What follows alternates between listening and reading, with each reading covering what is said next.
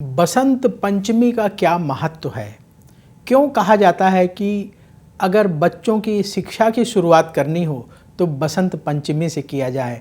अक्षर ज्ञान अगर देना शुरू करना है तो बसंत पंचमी के दिन माता पिता अपने बच्चे को पेंसिल पकड़ा दें, अक्षर ज्ञान की शुरुआत करें। क्यों कहा जाता है? बसंत पंचमी का दिन हमारी विद्या और बुद्धि से कैसे कनेक्टेड है?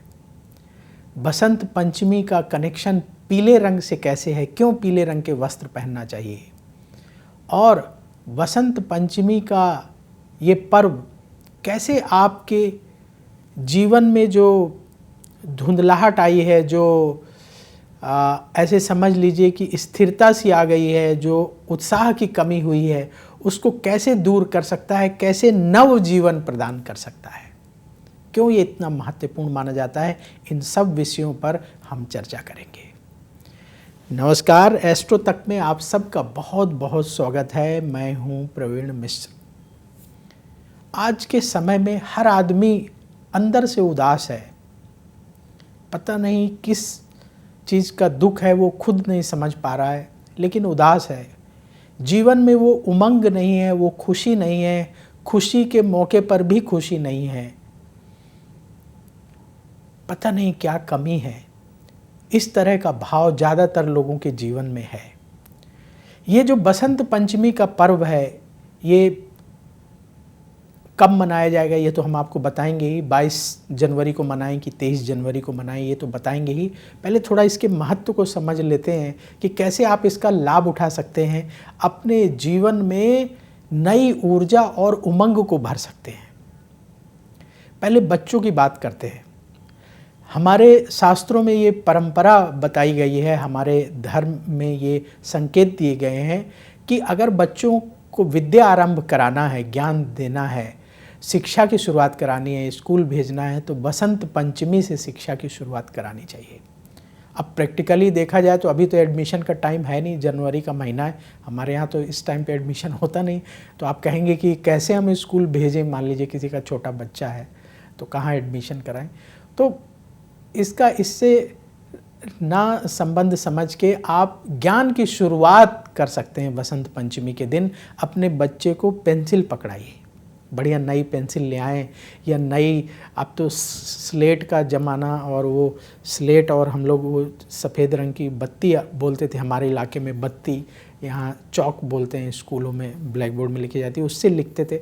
तो अगर वो ज़माना अभी बचा हुआ है, स्लेट और बत्ती मिलती है, चौक मिलती, तो वो ले आएँ और का बनाना, ए बनाना, जो भी आप सिखाना चाहते हैं, वसंत पंचमी के दिन शुरू करें। बड़ा शुभ माना जाता है।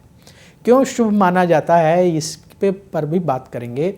सृष्टि में जब सन्नाटा था, उत्साह नहीं था, उमंग नहीं था, तब ब्रह्मा जी ने वसंत पंचमी के दिन ही माँ सरस्वती को प्रकट किया। तो माँ सरस्वती का बर्थडे है, माँ सरस्वती जी का जन्मदिन है बसंत पंचमी के दिन, और हम सब लोग जन्मदिन बड़े अच्छे से मनाते हैं। तो जो लोग माँ सरस्वती का जन्मदिन मनाते हैं, उनको माँ सरस्वती जिस चीज़ की देवी मानी जाती है वो ज़रूर देती हैं। माँ सरस्वती विद्या की देवी हैं, ज्ञान की देवी हैं, बुद्धि की देवी हैं, संगीत की देवी हैं। इसीलिए आप देखेंगे जो संगीत में रुचि रखने वाले लोग हैं, या प्रोफेशनल संगीतकार हैं, या म्यूज़िक डायरेक्टर हैं, वो सब लोग बसंत पंचमी के दिन बड़े विधि विधान से पूजा करते हैं, अपने गेस्ट को बुलाते हैं, दोस्तों को बुलाते हैं, आज हमारे यहाँ पूजा आइए। तो बसंत पंचमी का उत्सव बहुत सारे लोग मनाते हैं, बड़े धूमधाम से मनाते हैं। अगर कहीं मौका मिले तो ज़रूर शामिल होइएगा। अगर मौका नहीं मिलता, आपके बच्चे छोटे हैं, तो ज़रूर उनकी जो पढ़ाई लिखाई से संबंधित शुरुआत है वो आप बसंत पंचमी के दिन कर लीजिए, ताकि माँ सरस्वती का आशीर्वाद आपके बच्चे को मिल जाए, ताकि वो ज्ञान को आसानी से ग्रहण कर सके, खूब उसे विद्या मिले, उसकी बुद्धि तेज हो, वो खूब तरक्की करे। अब जिन लोगों से ये मौका चूक गया है, अगर वो लोग इस कार्यक्रम को देख रहे हैं तो आप परेशान मत होइए। बसंत पंचमी आई है, आप इस दिन अपने बच्चे को नई कॉपी, अगर आपका बच्चा बड़ा हो गया, कॉपी में लिख रहा है, नई पेंसिल, इरेज़र उसे दिलवाएं, रबड़ हम लोग बोलते थे, वो दिलवाएं। और बड़ा बच्चा है तो नई पेन और नई कॉपी दिलवाएं, और एक कॉपी और एक पेन आपके घर के पास जो सरस्वती माता का मंदिर है वहाँ ज़रूर चढ़वा दें बच्चे के हाथ से, पंडित जी से निवेदन करके कि कुछ मंत्र पढ़ दीजिए और माँ सरस्वती के चरणों में चढ़ा दें। और पीले रंग की पुष्प की माला माँ सरस्वती को अर्पित कराएं।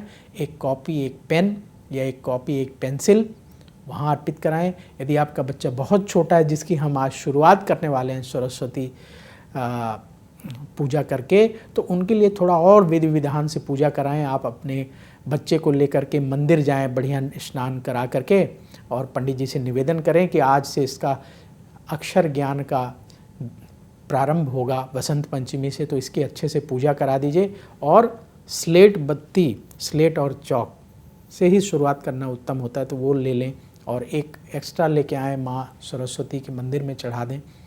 और बढ़िया से पीले रंग के पुष्प, पीले रंग की माला, माँ सरस्वती के लिए पीली रंग की मिठाई, बेसन के लड्डू, बेसन की बर्फ़ी लेकर के आए, नारियल, फल, पीले रंग के फल लेके आइए, केला आसानी से मिलेगा, लेकर के आइए, और बड़े अच्छे तरीके से पूजा करवा करके अपने बच्चे की जो विद्या का आरंभ है वो आप बसंत पंचमी से शुरू कराइए।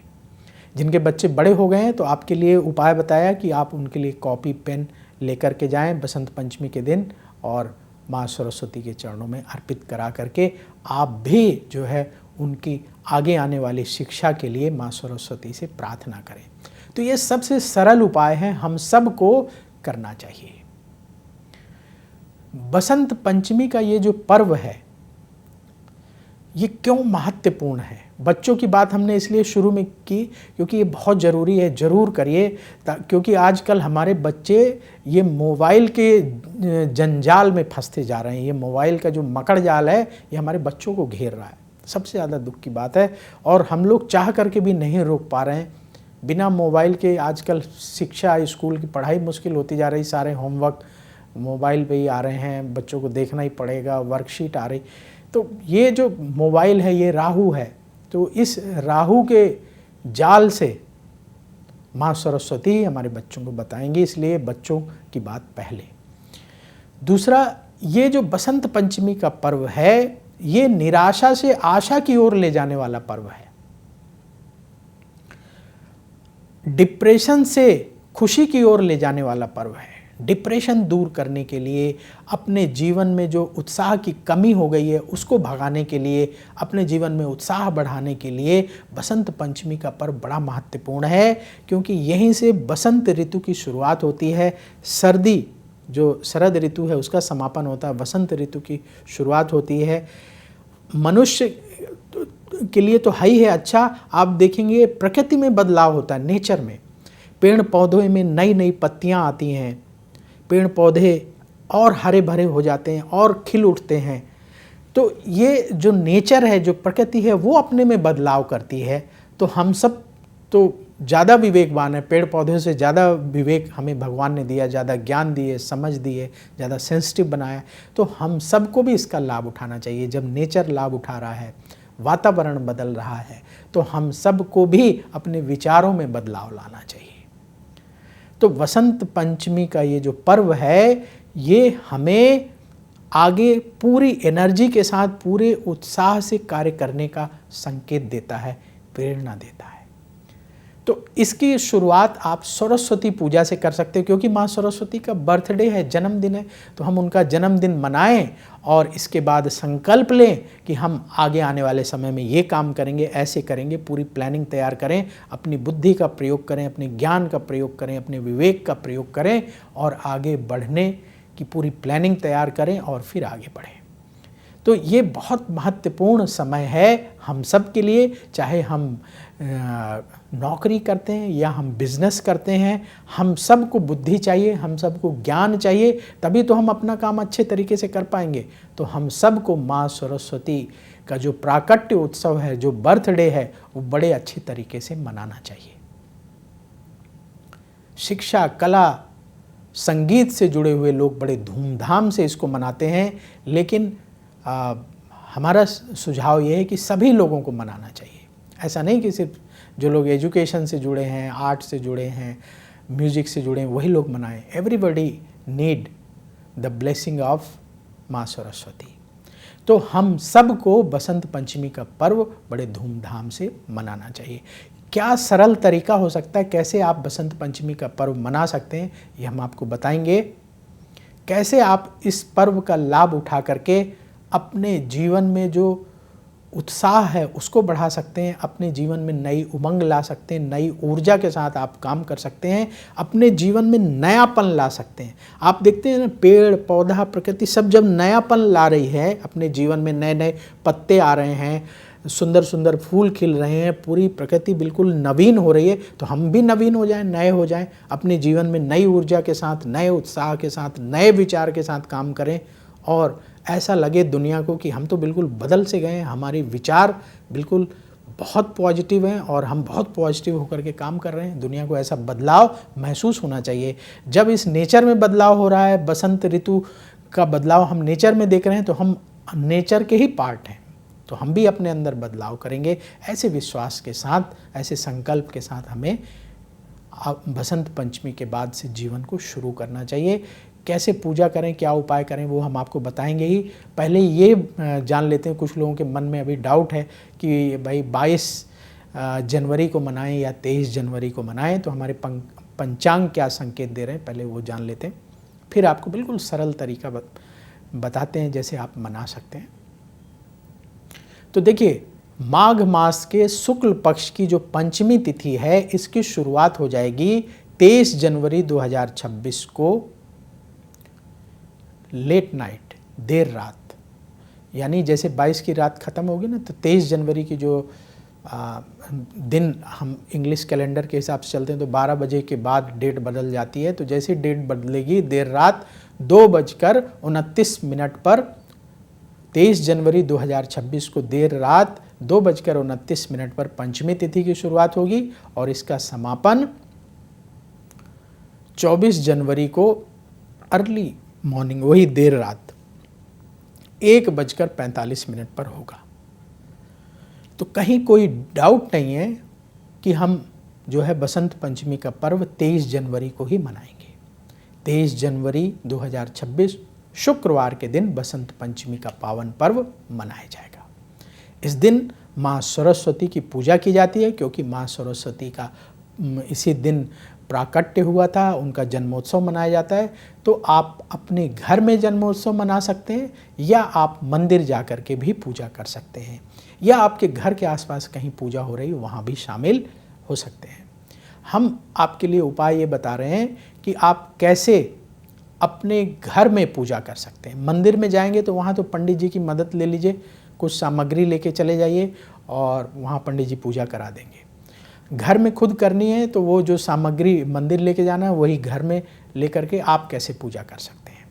तो देखिए, क्या क्या चाहिए आपको और क्या शुभ मुहूर्त है जब आपको पूजा करना है, सब कुछ बताते हैं। तो सबसे पहले तो शुभ मुहूर्त जान लीजिए। 23 जनवरी 2026 को सुबह 7:15 से लेकर के दोपहर 12:30 तक शुभ मुहूर्त है। इस मुहूर्त में आपको माँ सरस्वती का पूजन करना है और प्रार्थना करनी है, जो आपकी इच्छा है कि माँ सरस्वती उसे पूर्ण करें, आपको विद्या दें, ज्ञान दें, बुद्धि दें।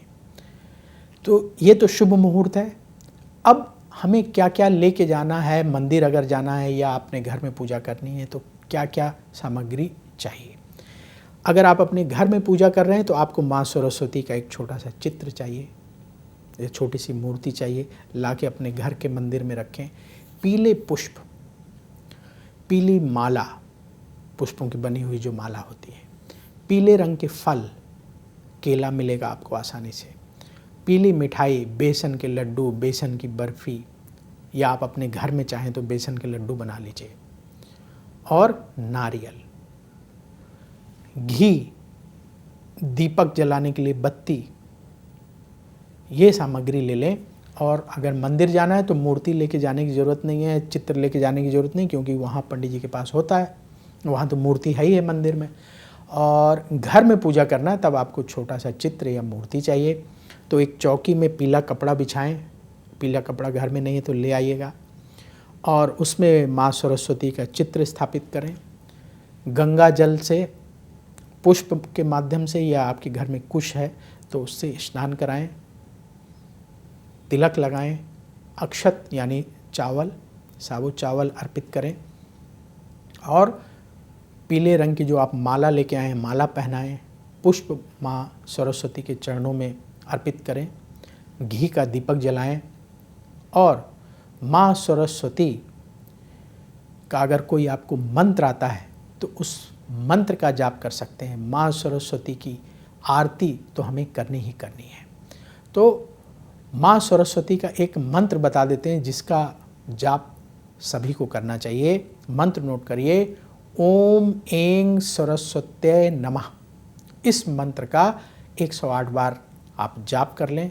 इसके बाद माँ सरस्वती की वंदना करें, माँ सरस्वती की आरती करें और आरती करने के बाद आप जो भोग प्रसाद है, पीले रंग का फल, पीले रंग की मिठाई, नारियल माँ सरस्वती के चरणों में अर्पित करें और माँ सरस्वती से प्रार्थना करें जो भी आपकी इच्छा हो कि आप ये नया काम शुरू करना चाहते हैं, नौकरी के लिए प्रयास कर रहे हैं या जॉब में हैं तो उन्नति के लिए ट्रेनिंग लेना चाहते हैं, ये शिक्षा प्राप्त करना चाहते हैं, ये स्किल सीखना चाहते हैं, जो भी इच्छा है वो निवेदन करिए।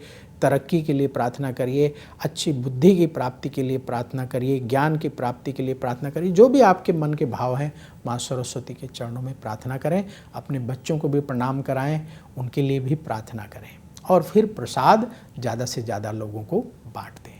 ये सरल तरीका है, आप अपने घर में भी मना सकते हैं और ये सामग्री लेकर मंदिर भी जा सकते हैं, वहाँ पंडित जी से निवेदन करके पूजा करा सकते हैं, वहाँ भी प्रणाम करके अपनी इच्छा माँ सरस्वती के चरणों में निवेदन कर सकते हैं। तो इस दिन, बसंत पंचमी के दिन, आपकी प्रार्थना अवश्य इस ब्रह्मांड के माध्यम से माँ सरस्वती के चरणों में जाएगी और माँ सरस्वती की कृपा से अज्ञानता दूर होगी, आपके जीवन में जो भ्रम है वो दूर होंगे, ज्ञान का प्रकाश आपके जीवन में फैलेगा और आप नई ऊर्जा, नए उत्साह के साथ अपने क्षेत्र में जिसमें आप सफलता प्राप्त करना चाहते हैं उसमें आप आगे बढ़ेंगे माँ सरस्वती के आशीर्वाद से। तो इस दिन का बड़ा महत्व है, इसका लाभ हम सबको अवश्य उठाना चाहिए।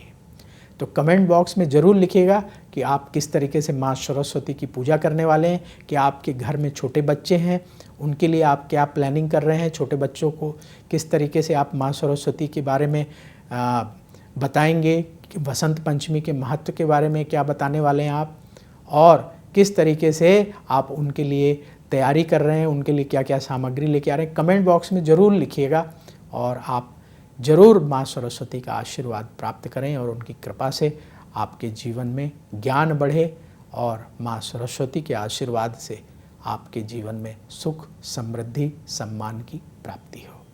तो कमेंट बॉक्स में ज़रूर अपने अनुभव लिखें और अपने बच्चों को बसंत पंचमी के पावन पर्व के बारे में ज़रूर बताएं। आपने क्या बताया है वो भी लिखिएगा। मुझे दीजिए अनुमति। बोलिए माँ सरस्वती की जय।